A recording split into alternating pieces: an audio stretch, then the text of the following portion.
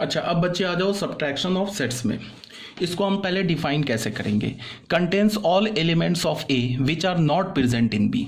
ठीक है, जैसे हमने लिखा ए माइनस बी, इसको हम रीड कैसे करेंगे, A minus B. In general A minus B और बी माइनस ए इक्वल नहीं होता है। ठीक है, एग्जाम्पल से समझते हैं। जैसे हमने लिखा ना, जैसे यहाँ ध्यान दो, जैसे हमने लिखा ए माइनस बी, तो ए माइनस बी का मतलब क्या होता है, the set of all x, set builder form में लिख रहा हूं, such that x belongs to A में एलिमेंट होना चाहिए, but x not belongs to B. ये इसका हमने लिखा set builder form. Set builder form में हमने सब्ट्रैक्शन ऑफ सेट को लिखा, सेट बिल्डर फॉर्म। मतलब क्या है कि ए माइनस बी का क्या मतलब है कि वो सारे एलिमेंट लिखो जो ए में तो है बट बी में नहीं है। ठीक है, इसका क्या मतलब हुआ कि तुम ए सेट में से ए सेट के अंदर जाओ और देखो कि ए सेट के अंदर बी के कौन कौन से एलिमेंट प्रेजेंट है। तो ए सेट के अंदर बी के जितने भी एलिमेंट्स प्रेजेंट हैं उसको तुम हटा दो, तो क्या बच जाएगा, ए माइनस बी। फॉर एग्जाम्पल, जैसे हमने ए सेट लिया, क्या 1 2 3 4 ले लिया, ठीक है, एंड एक बी सेट क्या ले लिया, हमने ले लिया 3 4 5 6 ले लिया, 7 ले लिया। चलो, तो a माइनस बी लिखने का क्या मतलब है कि the set of all x such that x belongs to a but x not belongs to b। मतलब कि हमें वो एलिमेंट a में लिखने हैं, a माइनस बी में वो एलिमेंट्स को लिखने हैं जो a में तो हो बट b में नहीं हो। तो क्या करेंगे, ऐसे कौन से एलिमेंट है, जैसे तुम ये 1 देखो, ये 1 a में तो है बट b में नहीं है, कहीं नहीं ना b में, तो इसका मतलब a माइनस बी का एलिमेंट एक 1 आ जाएगा। फिर 2 देखो, 2 a में तो है बट b में नहीं है, तो ये 2 भी एक एलिमेंट आ जाएगा। अब 3 देखो, 3 a में तो है बट b में भी है, तो ये 3 नहीं लिखेंगे। 4 जो है हमारा a में तो है बट b में नहीं है, तो ये 4 भी नहीं लिखेंगे। ठीक है, तो बस यही 2 एलिमेंट आ गया a माइनस बी में। अब तुम बोलोगे ये 5 6 7 का क्या हुआ, तो इसका कुछ नहीं हुआ, हमें तो इससे मतलब ही नहीं है, हमें तो सिर्फ ए सेट को देखा, हमने ए सेट को देखा और बोला क्या कि वो एलिमेंट लिखो जो ए में है बी में नहीं है। तो इसका मतलब क्या है, ए और बी का जो कॉमन एलिमेंट है ना, ए और बी का जो कॉमन एलिमेंट है, जो इंटरसेक्शन वाला एलिमेंट है, उस एलिमेंट को हमने ए में से हटा दिया, तो जो एलिमेंट बच गया वो ए माइनस बी का बच गया। कॉमन क्या था, 3 एंड 4, ए और बी में 3 एंड 4 कॉमन था, तो 3 और 4 को हमने ए सेट से हटा दिया, तो जो क्या बचा 1 एंड 2, तो ये जो 1 एंड 2 है ये ए माइनस बी का एलिमेंट आ गया। क्लियर है।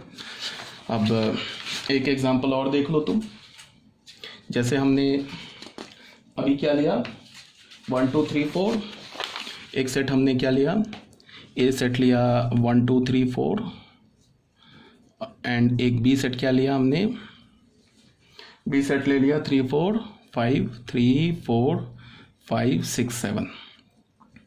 तो a माइनस बी हमें क्या मिला, a माइनस बी तो हमें मिल गया 1 2। अब अगर मैं b माइनस ए निकालूं, तो b माइनस ए में क्या करना है, सेम डेफिनेशन लगाएंगे, वो सेट वो एलिमेंट्स लिखना है b माइनस ए में जो b में है a में नहीं है। तो क्या करेंगे, बी सेट में जाएंगे और देखेंगे कि बी सेट में कौन कौन सा एलिमेंट ए का है, उसको हटा देंगे और जो बच जाएगा वो बी माइनस ए का हो जाएगा। तो बी में और ए में कौन सा है, ये 3 और 4, ये एलिमेंट तो ए में भी है, 4 भी एलिमेंट है, तो इसको हटा दिया, तो कौन सा बच गया 5 6 7, वो बी माइनस ए का एलिमेंट हो गया। आगे बात समझ में। तो ये हमारा डेफिनेशन था बी माइनस ए और ए माइनस बी का। अब यहाँ तुम देखो ए माइनस बी और बी माइनस ए सेट इक्वल नहीं है। क्यों इक्वल नहीं है, बिकॉज सेट इक्वल कब होते हैं, जब उसमें नंबर ऑफ एलिमेंट सेम हो एंड एलिमेंट्स भी सेम हो। इसमें दो एलिमेंट्स है, इसमें 3 एलिमेंट्स है। अगर इसमें भी 1 और 2 लिखा होता तब जाके ये दोनों सेट सेम हो जाता।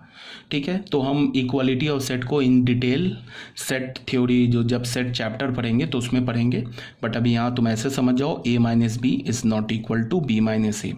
मैंने बता रखा है कि a माइनस बी और b माइनस ए इक्वल नहीं होता है, इन जनरल इक्वल हो भी सकता है। कब हो जाएगा, जब मैं a सेट और b सेट को इक्वल ले लूं, तब a माइनस बी निकालो b माइनस ए निकालो, तब a माइनस बी और b माइनस ए इक्वल हो जाएगा। But in general a minus B is not equal to b minus A. तो आई थिंक ये भी आपको क्लियर होगा। अभी तो मैंने ये जो a माइनस बी और b माइनस ए का एग्जाम्पल लिया वो कौन सा लिया, डिस्क्रीट सेट का लिया। अब फिर कंटिन्यूस सेट में आ जाओ, सेकंड एग्जांपल में आ जाओ। ए सेट हमने क्या ले लिया 2 5, एंड बी सेट हमने क्या ले लिया 3,7। ठीक है बच्चे, यहाँ देखो अब हमें क्या निकालना है, पहले हमें टू फाइंड, इसका मतलब हुआ टू फाइंड का मतलब a माइनस बी निकालना है एंड b माइनस ए निकालना है। अच्छा, ये जो तीन ऐसे करके जो मैं इक्वल बनाता हूँ ना, इसका क्या मतलब होता है, इक्विवेलेंट टू। इक्विवेलेंट का मतलब क्या होता है कि वो एग्जैक्ट इक्वल नहीं है, मतलब ऐसा तो है नहीं ना। इक्वलिटी का क्या मतलब होता है कि हर एक एस्पेक्ट में इक्वल हो। यहाँ पे तो क्या लिखा हुआ है t कॉमा एफ, ये a माइनस बी हमें फाइंड करना है, a माइनस बी ऐसे थोड़े ना तुम लिख सकते हो a minus B is equal to T comma F, ऐसे लिखोगे तो गलत हो जाएगा ना। ये तो इंग्लिश लिखा हुआ है, यहाँ डिफरेंस मैथमेटिक्स टर्म लिखा हुआ है। तो इक्वलिटी को नहीं, मतलब अपने स्टेटमेंट को 100% करेक्ट रखने के लिए हम लोग तीन ऐसे इक्वल का बना देते हैं। मतलब क्या है कि टू फाइंड ये इसके इक्विवेलेंट है, मतलब a माइनस बी निकालो। ठीक है, तो अब a माइनस बी निकालने के लिए हमें निकालना है, तो a माइनस बी कैसे निकालेंगे। फिर अभी तुम मतलब बिगनिंग स्टेज के लिए क्या कर लो, बाकी तो तुम ऐसे थोड़ा प्रैक्टिस कर लोगे तो ओरली निकाल लोगे, बट अभी टाइम बिंग तुम कैसे निकालो, ये नंबर लाइन पे निकालो। 2 लिखो, 3 लिखो, 5 लिखो, 7 लिखो। ठीक है बच्चे, 2 से लेके कहाँ तक जाना है इसमें, 5 तक।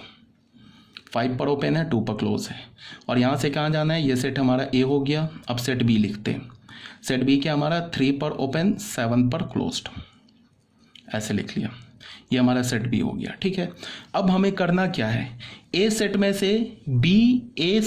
से ए और बी के कॉमन एलिमेंट को हटा देने। तो ये दिख रहा है कि ये जो बीच का एलिमेंट है ना, ये एलिमेंट ये तो कॉमन है, देखो ये ए में भी आ रहा है और ये बी में भी आ रहा है, तो इसको 3 और 5 के बीच के तो सारे एलिमेंट को हटाने। ठीक है, तो पता चल गया। अब 3 को हटाना है क्या, a माइनस बी के लिए क्या 3 को हटाना है, तो 3 को नहीं हटाना है।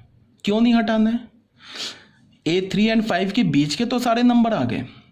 ठीक है, सॉरी, अगर इंटरसेक्शन में लूँ तो चलो मैं लिखता हूँ ऐसे, देखो a माइनस बी लिखूँ, तो a माइनस बी में से कौन से हटाने एक एलिमेंट, जो a में से कौन से एलिमेंट हटाने हैं, a और b के कॉमन एलिमेंट को।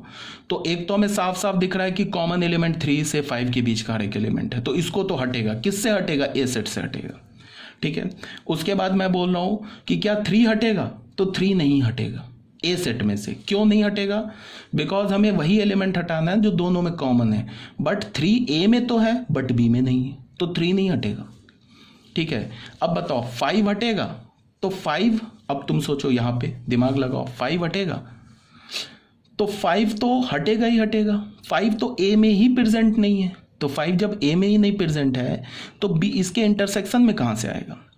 तो फाइनली हमें क्या मिल गया, 2 से लेके 3 तक, और 3 पर क्या हम डालेंगे बताओ, ओपन या क्लोज डालेंगे, 3 पर क्लोज डालेंगे। क्यों डालेंगे बच्चे, बिकॉज 3 को हम नहीं हटा सकते, a माइनस बी में हमें 3 को नहीं हटा सकते, बिकॉज हटाते किस एलिमेंट को है, किस एलिमेंट को एक्सक्लूड करते हैं, जो कॉमन होता है। 3 a और b का कॉमन नहीं है। क्यों नहीं कॉमन है, बिकॉज 3 b में है, a में नहीं है। ये कॉमन है ना, ये वाले 3 और 5 के बीच के सारे एलिमेंट कॉमन है, तो इसको हटा दिया हमने। 5 तो ऑलरेडी a में नहीं है, तो हटाने वाली तो कोई बात ही नहीं है। तो 5 b में है बट a में नहीं है, तो हमारा ये क्या आ गया, a minus B 2 to 3 close interval आ गया। ठीक है, ये मैंने समझा दिया। अब b माइनस ए पर आ जाओ, ये तो a माइनस बी लिखा, अब b माइनस ए पर आ जाओ। b माइनस ए में क्या करना है, b सेट में से a इंटरसेक्शन b को हटा देना है, तो b सेट आ जाओ, ये पूरा हो गया। इसमें a इंटरसेक्शन b क्या है, 3 से 5 के बीच के सारे नंबर। तो अब 5 हटेगा क्या, तो 5 नहीं हटेगा। क्यों, बिकॉज 5 तो a में ही प्रेजेंट नहीं है, तो इसके इंटरसेक्शन में तो प्रेजेंट होगा नहीं। 5 तो b सेट में है बट a में नहीं है, और हमें क्या हटाना है, वो एलिमेंट को हटाना है जो दोनों में है। तो कहाँ से कहाँ तक होगा ये, 5 क्लोज से 7 क्लोज। तो यहाँ भी देख लो, यहाँ से हमें क्या मिला, a minus B is not equal to b minus A. ठीक है, इन जनरल ऑलरेडी मैंने बता रखा है a minus B and b minus A equal नहीं होते। यहाँ पे ये क्वेश्चन था, तो ये हमारा आंसर हो गया। तो ये देख लेना, नोट में मैंने क्या बोला है, if A and B are equal sets then A minus B, A और बी अगर इक्वल सेट होगा then A minus B is equal to B minus A. But अगर हमें ए और बी के बारे में कोई इन्फॉर्मेशन गिवन नहीं है, हमने ए और बी को कोई दो जनरल सेट ले लिया, then A minus B is not equal to B minus A. किसी पर्टिकुलर केस में जब ए और बी इक्वल हो गया तो ये इक्वल, मतलब A minus B and B minus A equal हो सकता है। तो यहाँ तक क्लियर है।